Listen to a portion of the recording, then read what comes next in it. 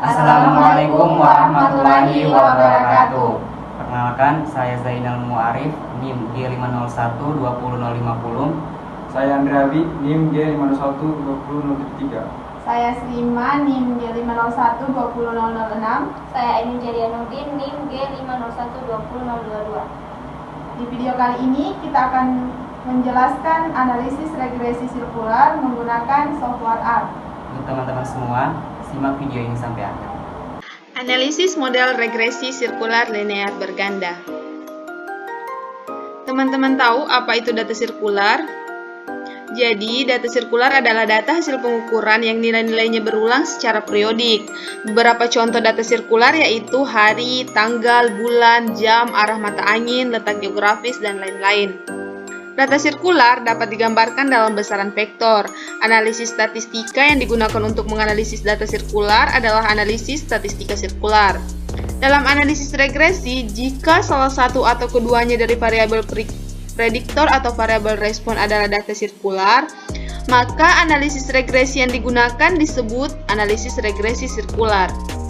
Data pengamatan pada statistika sirkular yang bersatuan arah atau waktu memiliki kecenderungan tidak memenuhi asumsi-asumsi yang mendasari uji parametrik, sehingga regresi non-parametrik bisa menjadi solusi.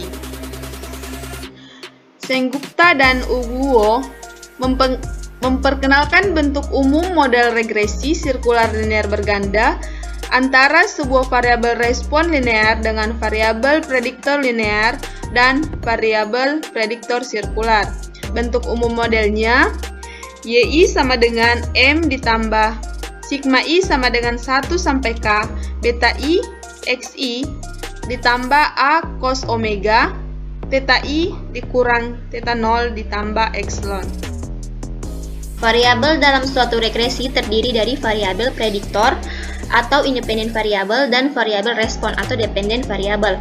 Menganalisis data sirkular dengan analisis regresi jika dilihat dari jenis variabelnya akan membentuk 3 jenis model regresi sirkular, yaitu yang pertama, regresi sirkular linear, yaitu analisis regresi dengan variabel prediktor sirkular dan variabel respon linear. Regresi sirkular linear merupakan analisis sirkular yang paling sering digunakan. Yang kedua, regresi sirkular, yaitu analisis regresi dengan variabel prediktor dan variabel respon sama-sama merupakan data sirkular. Yang terakhir, regresi linear sirkular, yaitu analisis regresi dengan variabel prediktor linear dan variabel respon sirkular. Langkah-langkah analisis. 1. Melakukan persiapan data. A. Mengubah data harian ke data bulanan dengan cara akumulasi untuk data curah hujan dan lama penyinaran matahari serta rata-rata untuk data lainnya. B. Melakukan pendugaan data kosong dengan mencari rata-rata pada bulanan yang sama pada tahun yang berbeda. 2. Melakukan analisis deskriptif pada data curah hujan yang terjadi selama 1 tahun di Kota Palu. 3. Melakukan analisis regresi sirkular linear berganda untuk mengetahui PUBA yang berpengaruh terhadap curah hujan.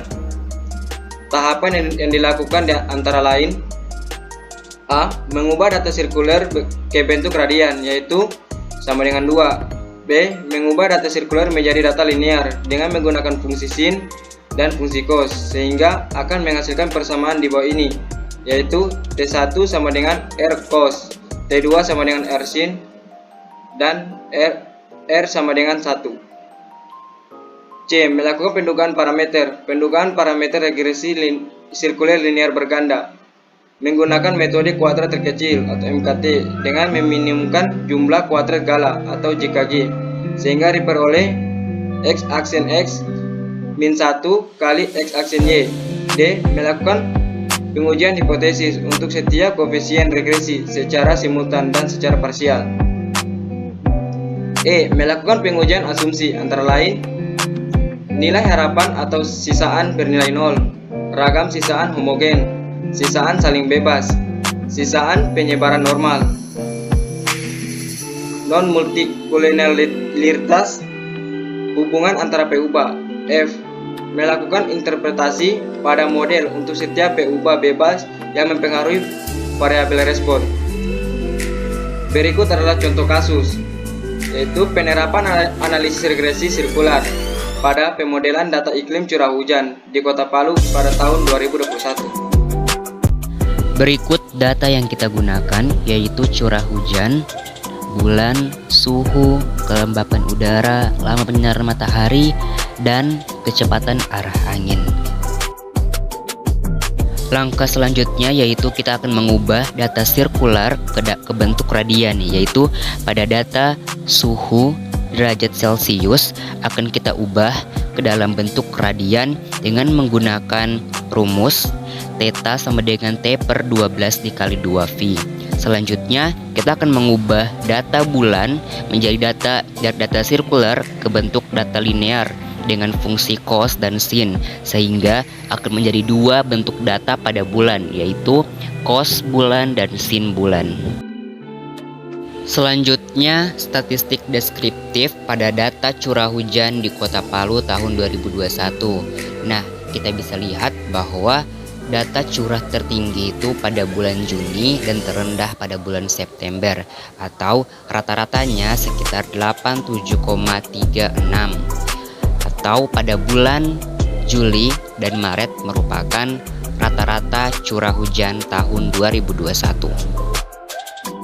Kemudian melakukan pengujian pada software R. Yang pertama kita akan menyalin data dan memanggilnya pada software R dengan sintaks read_lim clipboard, sehingga datanya akan muncul.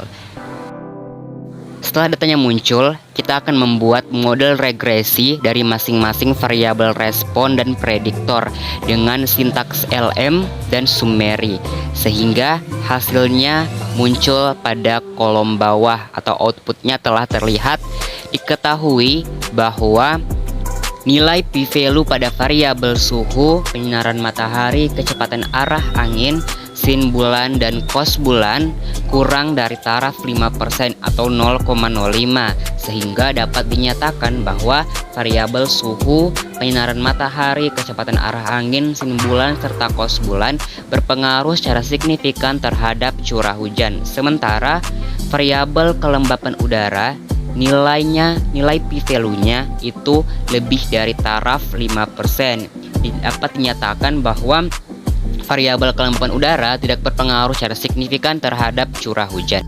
Kemudian kita akan membuat nilai residual untuk melakukan pengujian asumsi dengan menggunakan sintaks resid hasil.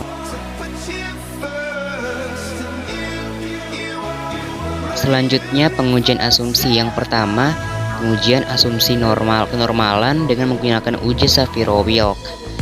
Berikut output yang telah diperoleh. Nilai p-value-nya adalah 0,08 atau lebih besar dari taraf 0,05, sehingga dapat dinyatakan bahwa data tersebut mengikuti distribusi normal.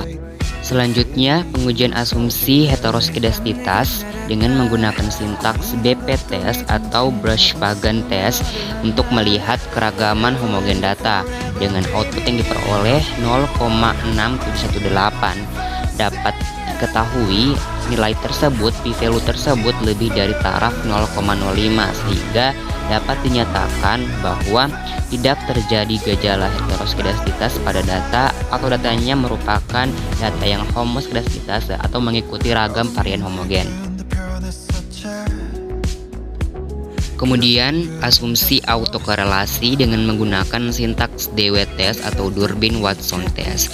P-value yang diperoleh ialah 0,325 atau lebih besar dari taraf 0,05, sehingga dapat dinyatakan tidak terjadi gejala autokorelasi pada data.